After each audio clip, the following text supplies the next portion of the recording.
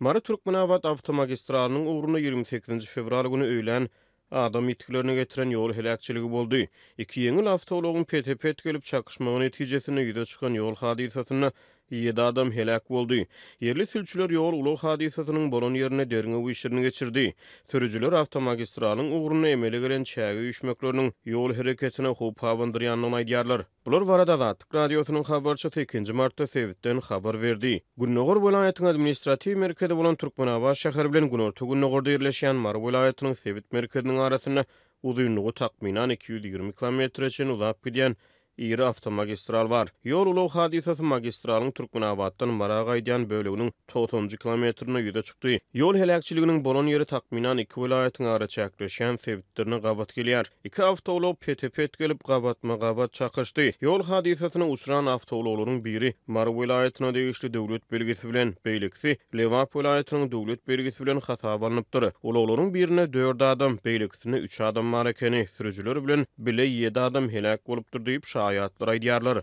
Azatlyk radiosynyň habarçysy ýol ulag hadisasynyň bolan ýerine polis işgärleriniň we yerli sülçüleriň derine geçirenliklerini habar berýär. Mary döwlet belgili ulagda 4 adam, Lewap döwlet belgili ulagda bolsa, Lewap welaýatynyň Köýtünag etrafyndan bolan bir maşgala, kakasy ejesi we olaryň bir çagasy bar ekeni, olaryň ählisi aradan çykýar. Ýol hadisasyna uçuran ýeňil awtologlaryň biri Mary döwlet belgili ulag çakışmadan soň odalýar. Azatlyk radiosynyň habarçysy bilen gurulmuş bolan yerli sürüjüler avtomagistralnyň uğruna çägi üýşmekleriniň emele gelendigini, ýolda hereket edýän ulaglaryň çägi üýşmeklerine sowulup geçmeli bolýanyny aýdýarlar. Şaýatlaryň gurun bermegine görä Mary Türkmenabat avtomagistralnyň uğruna ýol hadisasynyň bolan ýerine gara ýoluň ulag hadisasy bolan böleginde hem çägi üýşmegi bar ekeni, ulaglaryň biri gara ýoluň uğruna emele gelen topok çägiden sowulup geçmek üçin garşydan gelýän ulagy PTP bar burýar. Ýol hadisasy günnüginiň günortany öýlen sagat takminan 3-4 aralygynda bolup geçýär.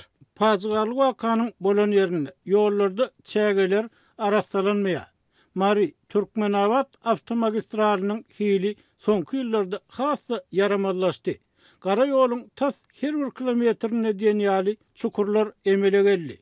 Ulag tekerleri asfalt ýoluň uğruna emele gelen çukurlara gaçyp käte tekerler ýarlýar. Awtolog tekerleriniň diskalary hem zaýalanýar. Diýip Azatlyk radiosynyň habarçysy bilen gurulmuş bolan yerli sürüjüler aýdýarlar. Häzirki wagtda Mary Türkmenabat aralygyna täze awtobanyň gurulşy dowam edýär. Yerli sürüjüler ähli ünsüň täze awtobanyň gurulşyny gönükdirilýändigini, gelim gidimli köň avtomagistral awatlamak işleriniň bolsa ünsüň düşürilýändigini aýdýarlar. Täze awtobanyň gurulşy sebäpli her wagtda hereket edýän avtomagistraly seredýän, onu awatlayan adam ýok. Soňky 2 ýylyň dowamynda Mary Türkmenabat ýoly hasy zaýalandy. Täze awtoban gurýarlar. Şonuň üçin köne ýoly ünsün düşürýärler. Köne ýollar bejermek, araslamak işlerini ýatdan çykarýarlar.